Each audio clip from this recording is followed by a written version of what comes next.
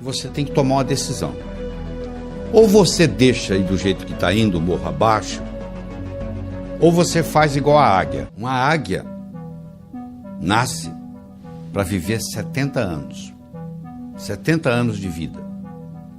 Só que quando chega aos 40, o bico dela está entortado, está velho, as garras já não são as mesmas, estão dificultando ela caçar, e a penugem dela já está fraca. Ela tem duas opções.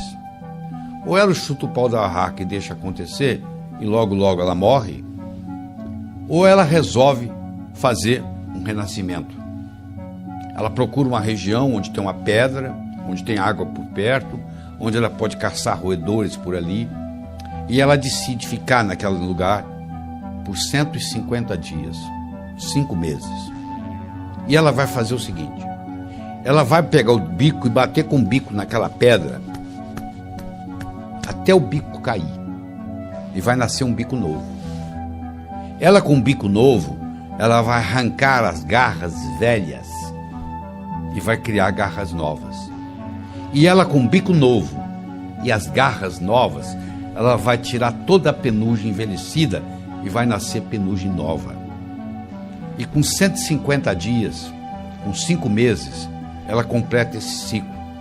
E ela agora está de bico novo, garra nova, penugem nova. E ela agora está habilitada a voltar a caçar e a voar por mais 30 anos. Eu não sei qual a sua idade, mas eu sei que vai chegar um momento, se já não chegou na sua vida, que você tem que tomar uma decisão. Ou você deixa aí do jeito que está indo, morro abaixo, ou você faz igual a águia. Nós vamos agora aprender realizando suas metas. Primeiro você transforma os seus sonhos em metas. Depois você transforma suas metas em realidade. Como é que você faz isso? Muito simples. Primeiro, tem que ser sua. Por que você está estudando medicina? Ah, porque o papai gosta. Então manda seu pai fazer o vestibular.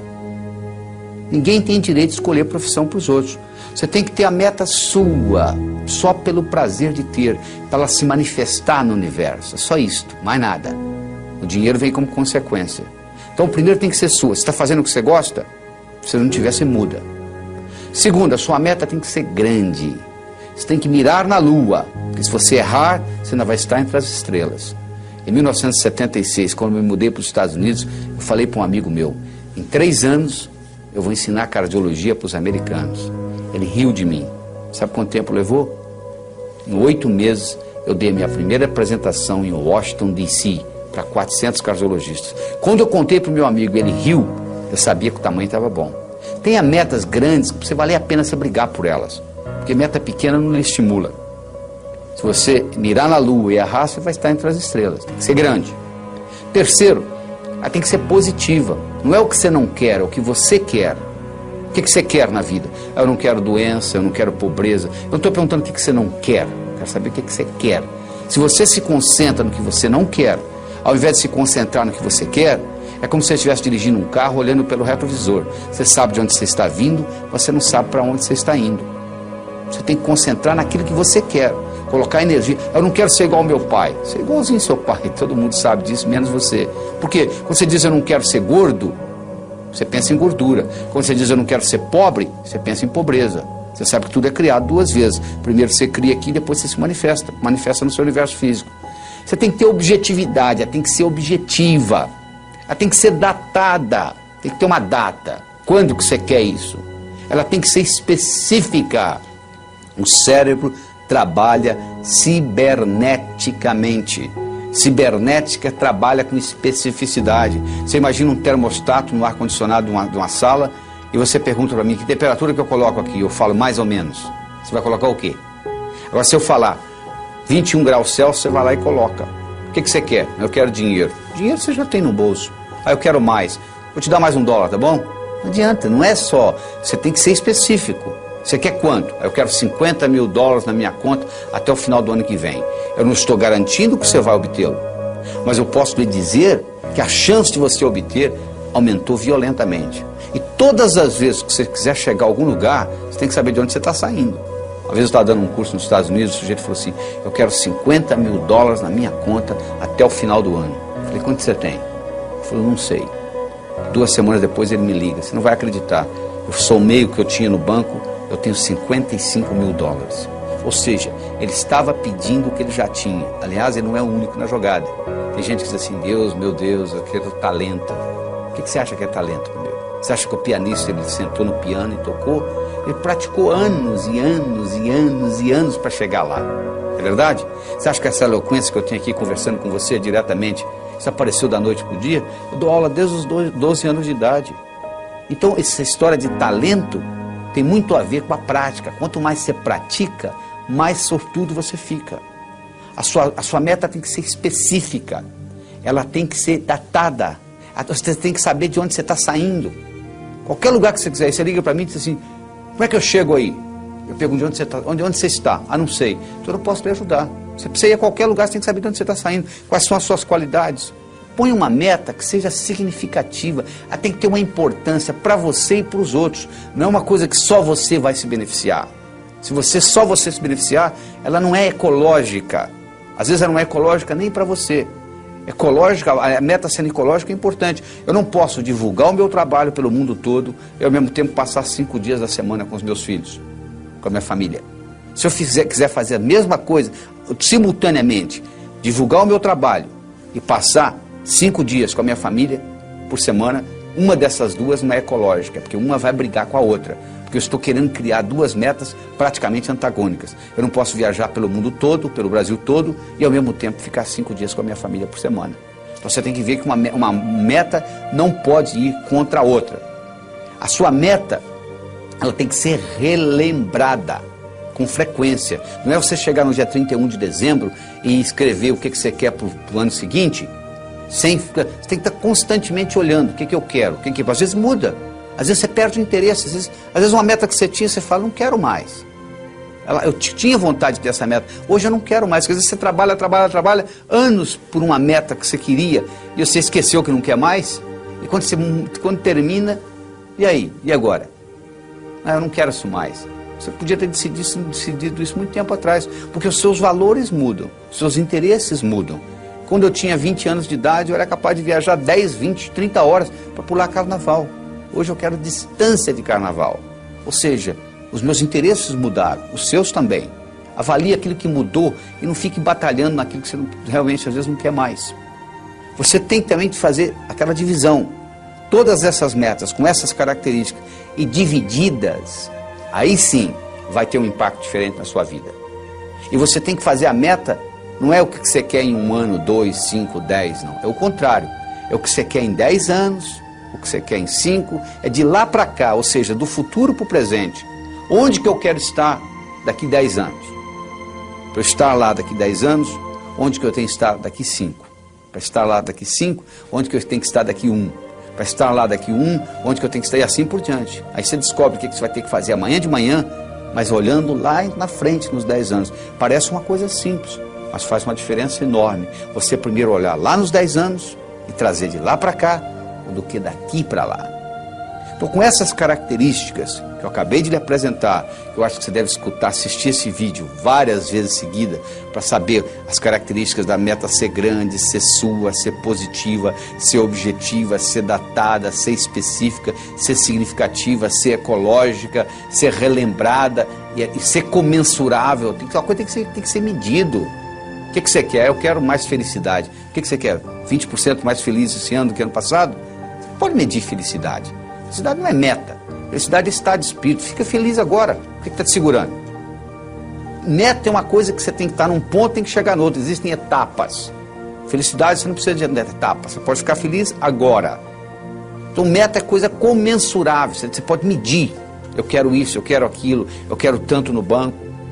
E isso tudo tem que ser relembrado com frequência. No momento que você começa a trabalhar com tudo isto, e eu criei um mnemônico chamado Pode-se Crer, que ajuda você a relembrar todos esses tópicos que nós só acabamos de discutir. Quando você começa a trabalhar com isto, e na hora que você escreve a sua meta, você leva em consideração todos esses pontos, o que vai acontecer é que as suas metas vão se manifestar numa velocidade enorme. Você quer um carro? Tá bom. Que marca? Que cor? Como que é o painel? Como que é o estufamento? E etc. No momento que você começa com mais detalhes, No processo cibernético, isso se manifesta de uma forma diferente. O bolo do sucesso, onde eu escolhi 6 ingredientes. O primeiro é você ter uma boa autoestima. O número 1 é você. Primeiro você cuida de você. Você viu no avião? Lá vem a aeromoça lá e fala assim, ó, se por um acaso cair a concentração de oxigênio na cabine, vai cair uma máscara. Se você está com a criança, você faz o seguinte, você primeiro põe em você, para depois cuidar da criança. Ou seja, let me be a better me for me, and I'll be a better me for you. Deixa eu ser uma pessoa melhor para mim, eu serei uma pessoa melhor para você. Você entendeu? O termômetro mede a temperatura da sala. Eu chego aqui, está 21 graus Celsius. É a temperatura da sala. Agora, isso é o termômetro. Agora, se eu colocar aqui um termostato e colocar 15 graus, mesmo que lá fora esteja 30, aqui dentro vai estar 15. Porque o termostato vai baixar a temperatura ou subir, de acordo com onde eu coloco a temperatura.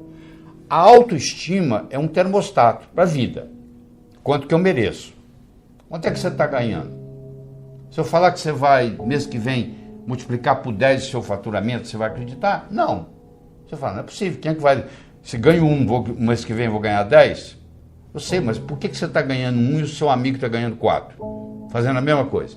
Com o mesmo talento. Pode ser que ele tenha um marketing melhor do que o seu, pode.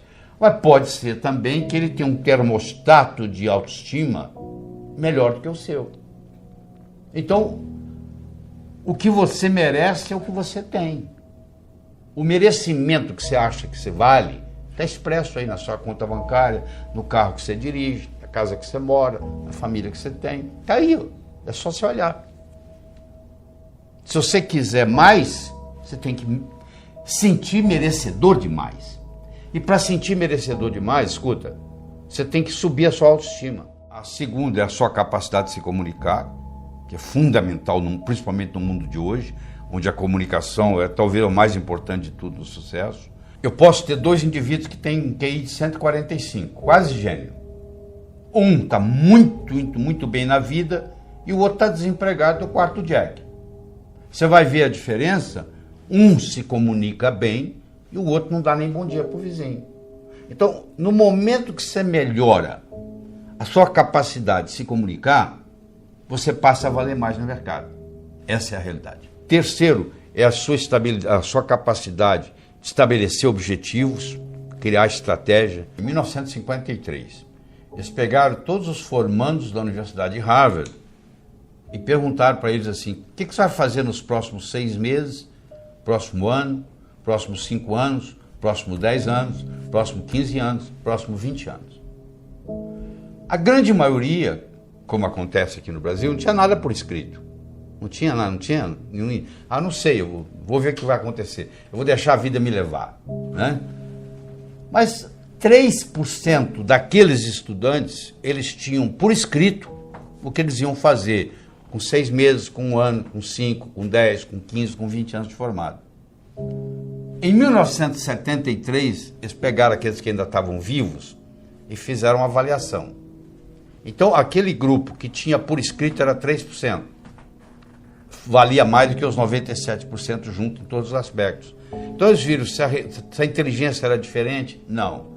O background familiar era diferente? Não. Tudo era igual. As notas que tirava na escola, a única diferença que fazia diferença é que eles tinham por escrito. Então, os nossos, por isso que a empresa multinacional, ela pega os objetivos do ano que vem e coloca até setembro por escrito. Tem que estar ali no papel. Aqui tem que ser recordado com frequência. Você tem que colocar ali e você tem que datar. Como é que você transforma um sonho em uma meta? Você coloca uma data.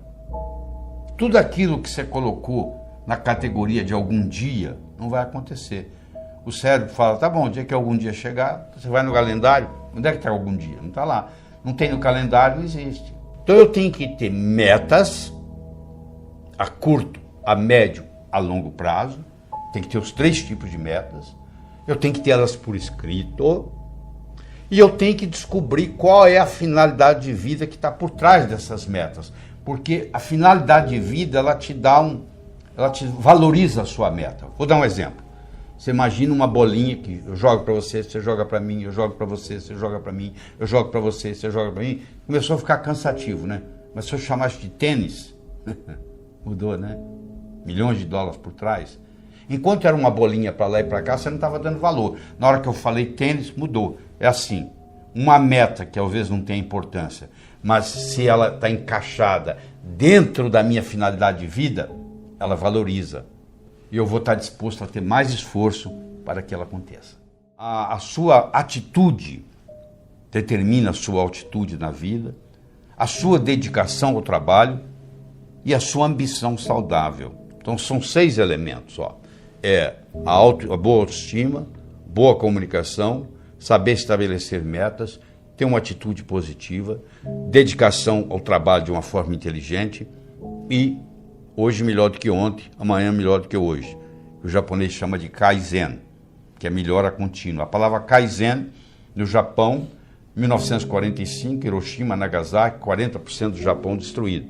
Com essa simples filosofia de uma palavra, que é K-A-I-N-Z-E-N, Kaizen, que é melhora contínua, o Japão saiu de lá e hoje ele é o 3º per capita no mundo, entendeu?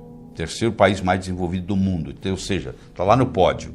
Saiu de 40% destruído, é um arquipélago com mais de 3.000 ilhas, não é um continente, muito complicado, mas, no entanto, com a filosofia Kaizen, que é melhora contínua, que eu recomendo você adotar isso, eu adotei isso na minha vida, hoje é melhor do que ontem, amanhã é melhor do que hoje, e aí você junta esses 6 ingredientes com a pitadinha do que eu chamo a diferença entre o profissional e o amador. O que difere o profissional do amador? Paciência e persistência.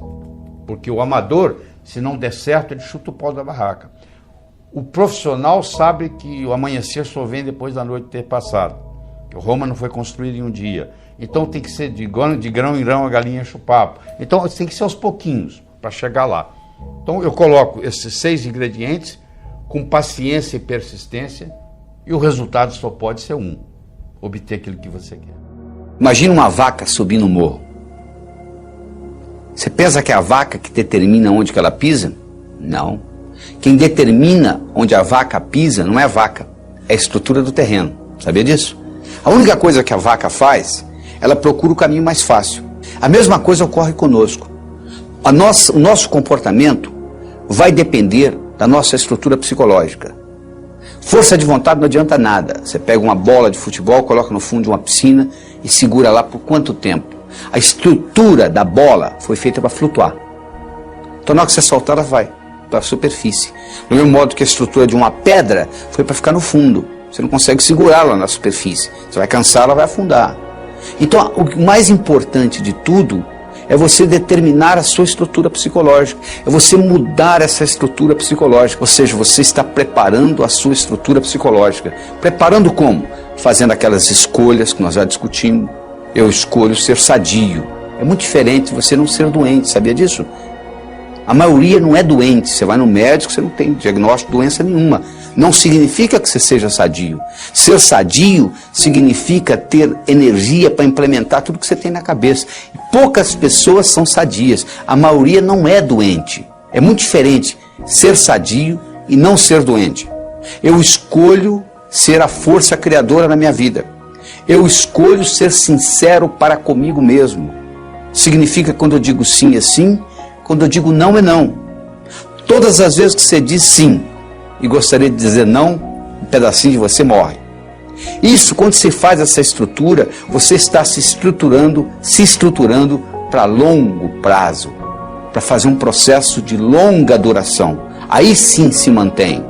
Porque se você fizer só com a força de vontade, é aquilo que ocorre no 31 de dezembro. Uma semana depois, não tem mais nada. Agora, se você mexe na sua estrutura psicológica e implementa isso, isso fica uma coisa constante. E um modo de você fazê-lo é você ter os seus sonhos, você ter as suas metas e você manter os seus olhos nas metas. Sabe qual a diferença entre etapa e obstáculo? Se você está no ponto A e quer ir para o ponto B, existe um espaço para percorrer entre o ponto A e o ponto B. Então, se você tirar os olhos da sua meta, o que você encontra entre o ponto A e o ponto B você vai chamar de obstáculo. Se você mantiver os olhos na sua meta, o que você encontra entre ponto A e ponto B, você vai chamar de etapa. A diferença entre etapa e obstáculo é onde você está com os olhos. Então manter os seus olhos a longo prazo é muito importante, porque se você só tem metas curtas, o seu chefe briga com você amanhã de manhã e estragou seu dia. Agora, se você está interessado daqui 5 anos, daqui 10 anos, daqui 20 anos, o seu chefe brigar com você amanhã de manhã não vai fazer diferença nenhuma, porque você está preocupado lá na frente. É muito importante você ter essa visão a longo prazo e manter o seu olho na meta, que com isso o que era obstáculo vira etapa. Mas ao mesmo tempo, você tem que saber dividir as suas metas. Porque se eu te der um salame para você comer, sem cortá-lo, você provavelmente não vai gostar, mesmo que você goste de salame. Mas se você for cortando fatia por fatia, e conversando e tomando uma cerveja, um refrigerante, você acaba comendo metade do salame sem sentir, não é verdade? O mesmo ocorre. Tem gente que diz assim, poxa, eu vou escrever um livro, é demais. Escreva um capítulo. Ah, demais. Escreva um parágrafo, escreva uma frase. Aí uma frase, outra frase, vamos fazer o parágrafo, vai fazer a página, vai fazer o capítulo, vai fazer o livro. Procure dividir as suas metas. Você quer ser milionário em 5 anos? Onde é que você vai estar daqui a 4? E daqui a 3? E daqui a 2? E daqui a 1? E daqui a 6 meses? E daqui a 30 dias? E daqui a uma semana? O que você vai fazer amanhã de manhã para ser milionário daqui a 5 anos? Não é só esperar o tempo passar, não. O bonito é que quando você divide isto, o que você tem que fazer amanhã de manhã, diferente do que você teria que fazer se não tivesse essa meta, não vai ser quase nada. Porque a meta vai sendo diluída. Então, um dos grandes segredos que existe em pessoas atingirem as metas é você ser capaz de quebrar a sua meta em pequenos espaços, em pequenas fatias, e você vai executando uma após outra, e o cérebro vai sendo treinado com isto, e sucesso atrai sucesso.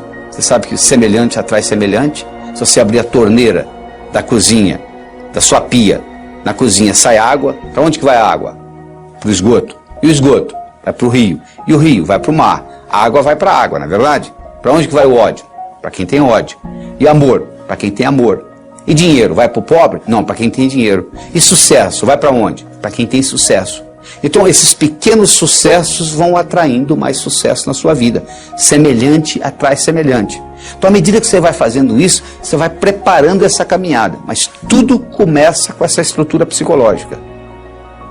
Quem determina onde a vaca pisa não é a vaca, é a estrutura do terreno. A única coisa que a vaca faz é procurar o caminho mais fácil. Nós também vivemos a nossa vida procurando o caminho mais fácil. O caminho mais fácil depende da nossa estrutura psicológica. E a nossa estrutura psicológica é codificada linguisticamente. Lembra que eu já falei que nós somos animais linguísticos. Então o melhor jeito de você se preparar para mudanças é você recodificar essa sua estrutura psicológica e fazer natural aquilo. Se você tem uma estrutura psicológica de levantar às 5 da manhã, se eu pedir para você ficar na cama até o meio-dia, é um martírio. Não é verdade? Se você tem uma estrutura psicológica de levantar ao meio-dia, se eu pedir para você levantar às 5 da manhã, vai ser um martírio. Para os dois. Porque o que determina o caminho mais fácil é a estrutura. Se a minha estrutura psicológica é de levantar às 6 da manhã, se eu ficar até às 8 na cama, eu vou ficar chateado. Agora, se eu tenho a estrutura psicológica de levantar às 6, não vai ser problema nenhum. Não será sacrifício, porque eu estou procurando o meu caminho mais fácil. Então, o que eu quero que você determine para você é o seguinte: qual é o seu caminho mais fácil? Quero que você determine para você quais são as suas metas a longo prazo, em termos de saúde, em termos de finanças, em termos de amizade, em termos de família. Daqui 5, daqui 10, daqui 15, daqui 20 anos. Porque você tem que saber quais são essas metas, para você manter o olho lá, para os seus obstáculos deixarem de serem obstáculos e se tornarem etapas. E lembre-se de dividir para somar. Ou seja, você quebra as suas metas em pequenos pedacinhos e com isso fica mais fácil a digestão. Com isso fica mais fácil você atingir uma por uma dessas metas. É a história do Coronel Sanders.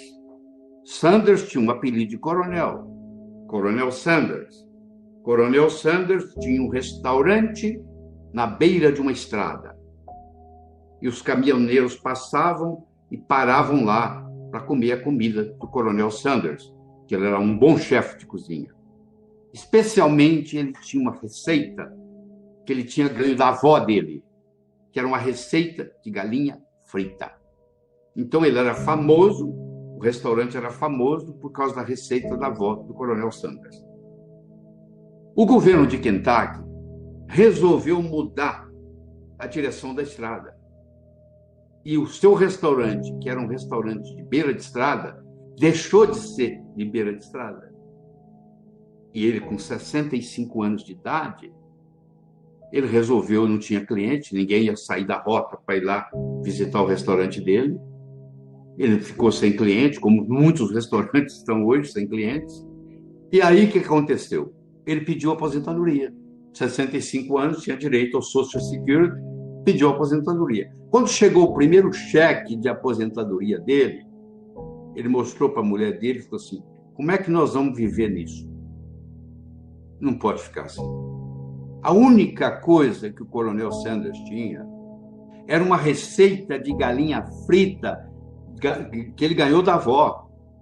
Ele pegou aquela receita de galinha frita, ele visitou 21 restaurantes. Olha, eu tenho essa receita, eu tinha um restaurante na beira da estrada, ele deixou de ser na beira da estrada, entendeu? Eu quebrei, eu tive que me aposentar, você não quer, eu posso fazer aqui, a gente pode fazer uma parceria.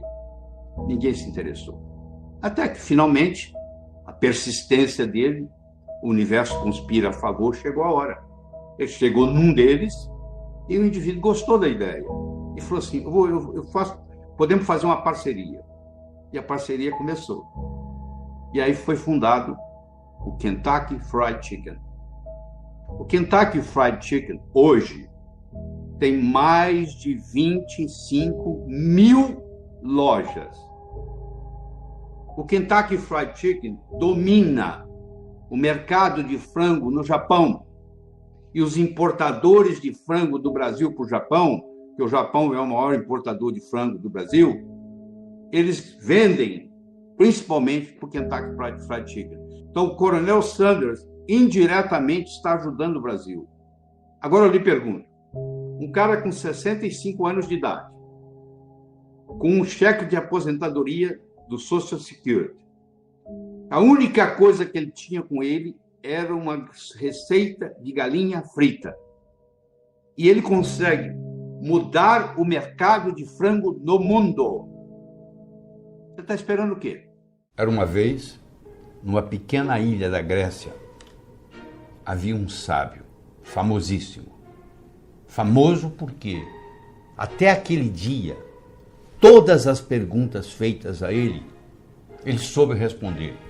E a fama dele transcendeu a Grécia. Vinha gente de longe. Mas um dia, um adolescente, conversando com um amigo dele, adolescente, disse, eu acho que eu sei como é que eu vou enganar esse sábio. Eu vou pegar um pequeno passarinho, vou esconder nas minhas mãos, vou levar para ele e vou perguntar se está vivo ou morto. Se ele falar vivo, eu vou espremer e deixar cair morto nos pés dele. Se ele falar morto, eu vou abrir a mão, vou deixar o passarinho voar. Interessa que ele responder, dessa vez ele vai errar. Aí você imagina, o adolescente pegou o pequeno passarinho, colocou nas mãos, foi até o sábio, olhou pro sábio no olho e disse assim, sábio, diga-me, o passarinho nas minhas mãos está vivo ou morto? O sábio olhou para ele e disse, meu jovem, a resposta está nas suas mãos. Você que está aí, eu quero que você saiba que o seu sucesso, tanto pessoal quanto profissional, esteve, está e sempre estará nas suas mãos. Você não faz um bolo só com farinha, nem só com manteiga, nem só com ovos. Você precisa de vários ingredientes. O bolo da vida necessita vários ingredientes. E um desses ingredientes é o diálogo. Um desses ingredientes é a capacidade de se comunicar. Ele não é o único, mas ele é fundamental. A comunicação tem 3 níveis. O primeiro nível eu chamo de boca-ouvido. O segundo nível eu chamo de cérebro. O terceiro nível eu chamo de coração. Vamos começar com o primeiro nível. Boca, ouvido. Deixe-me primeiro fazer uma distinção para você. Ouvir e escutar não são sinônimos. Você ouve com o ouvido, você escuta com o cérebro. Você já foi alguma vez num restaurante e pediu ao garçom para lhe trazer uma água com gás e ele lhe trouxe uma água sem gás? Ou você fez uma solicitação e ele lhe trouxe outra? Aquele garçom, naquele momento que ele recebeu o seu pedido, ele estava operando no nível 1. No nível 1 ninguém é promovido. No nível 1 você não conquista as pessoas. No nível 1 você não vai para frente na vida. Não interessa a nota que você tirou na escola, isso não faz diferença. Porque a escola lhe passa informação. A vida lhe exige competência de ação. O que cai na prova não cai na vida. Se você observar na sua cidade, você vai encontrar indivíduos que eram CDFs, que eram estudantes brilhantes, e hoje são pessoas que estão perdidas na vida. E você vai encontrar também pessoas que eram estudantes medíocres, e hoje são excelentes empresários, estão contribuindo para o bem-estar da comunidade. Por que isso? Porque esses segundos, eles sabem dialogar com o mundo, eles sabem dialogar com a sociedade, eles aprenderam, talvez até intuitivamente, o poder da comunicação. Então, se você me permite, eu vou começar a trabalhar nesse modelo do nível 1, boca, ouvido, nível 2, cérebro, nível 3, coração. Quando você está operando no diálogo no nível 1, não acontece nada. É o pai que está dando um sermão para o filho.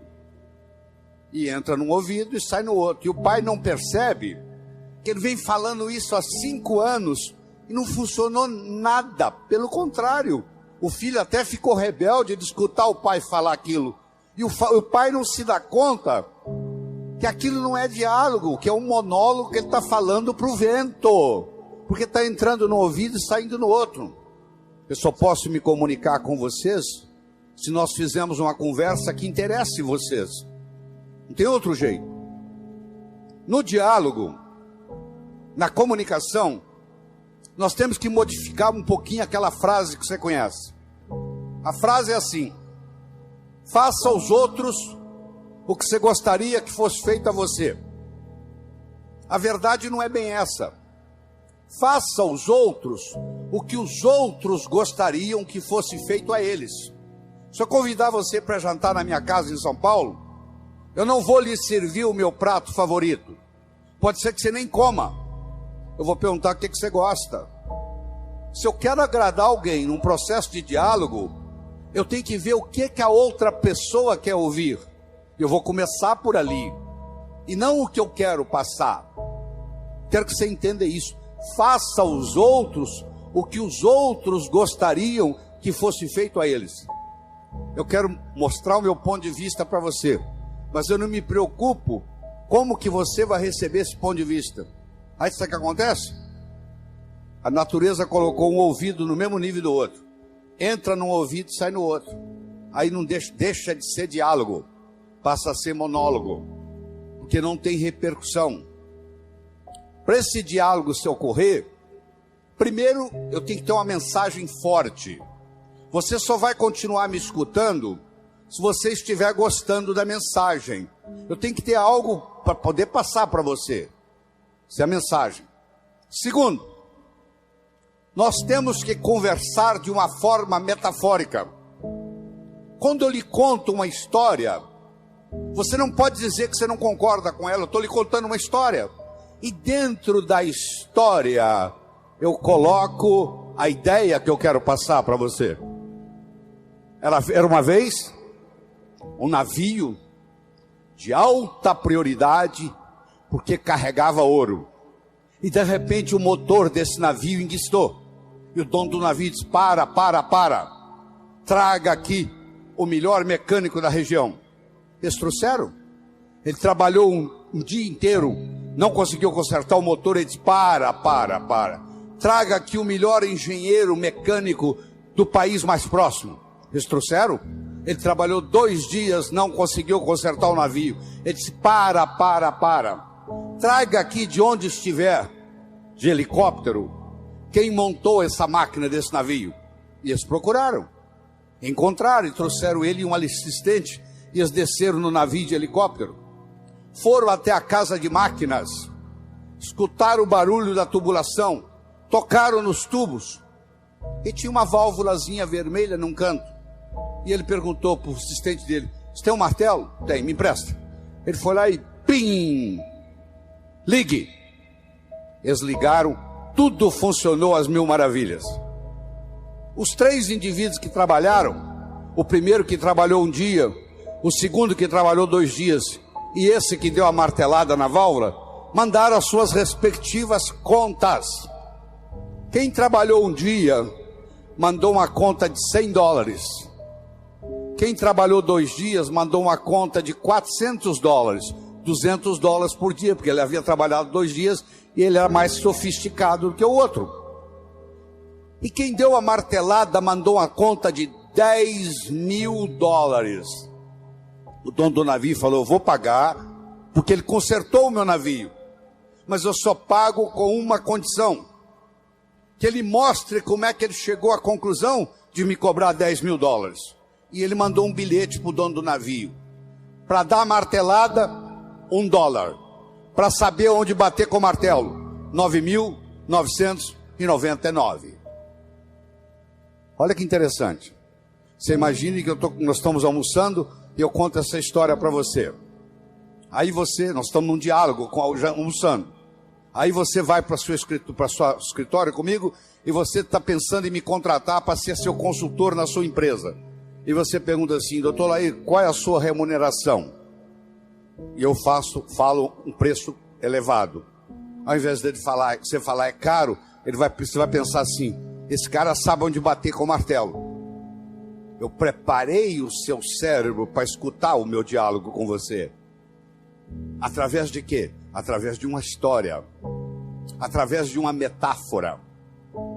A pessoa que sabe dialogar, ela conversa metaforicamente.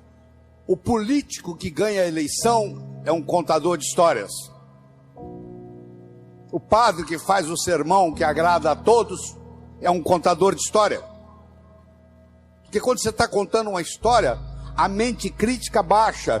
Você conta a história e leva o que você quer levar junto da mensagem. E a mensagem entra na estrutura psicológica. Terceira coisa importante no diálogo é uma linguagem apropriada. Você já foi a um médico e o médico começa a usar aquela terminologia médica que só ele entende. E aí você volta e a sua família te pergunta: e aí, o que você tem? O que o médico falou? Ah, não entendi o que o médico falou. Esse médico não tem nada de inteligente. Ele tem que conversar numa linguagem que o paciente entenda. A própria Bíblia tem uma citação dizendo que se você não falar a linguagem de quem está lhe escutando, você está falando aos ares. E outra coisa importante é a percepção. Uma coisa é o que você está passando, a outra coisa é que o outro está captando. Ah, você é um vendedor? Sou. Você é um bom vendedor? Ótimo vendedor. E aí, você tem vendido bem? Não, tem vendido muito mal. Então você não é um bom vendedor. O aluno que diz que é bom aluno, ele tem que me mostrar um boletim bom. Eu não conheço bom aluno com boletim ruim. O mínimo que você tem que me mostrar como bom aluno são boas notas no boletim. Isso lhe caracteriza como bom aluno. Se você é vendedor e você não está vendendo o que você gostaria de vender, você vai me desculpar, a tecnologia, a abordagem que você está usando de vendas está sendo inadequada. talvez a sua linguagem não está sendo apropriada, talvez a sua mensagem não está sendo forte o bastante, talvez você não esteja fazendo uso dos recursos da metáfora, das histórias. Semana passada teve um cliente aqui e eu falei para ele o seguinte: aí você pode falar o que você quiser. Você está falando, você está contando para esse cliente que está na sua frente o que você fez com o cliente da semana passada, o que você falou para ele. Mas na realidade você está falando para esse escutar, mas você usou o artifício metafórico de que você está falando para o outro. E quando você trabalha esse fenômeno do diálogo desse jeito, quando você termina, a pessoa se sente convidada a participar das suas ideias. Ela se sente... O filho, quando um pai sabe ter um diálogo com ele, quando termina o diálogo, o filho se sente convidado a experimentar o que o pai está falando para ver se dá certo. É um convite que ele recebe. Era uma vez um escritor que vivia à beira-mar. Ele tinha por costume caminhar na praia e à tarde e à noite ele escrevia. Uma manhã ele estava caminhando na praia e de longe ele avistou um jovem que dançava na areia.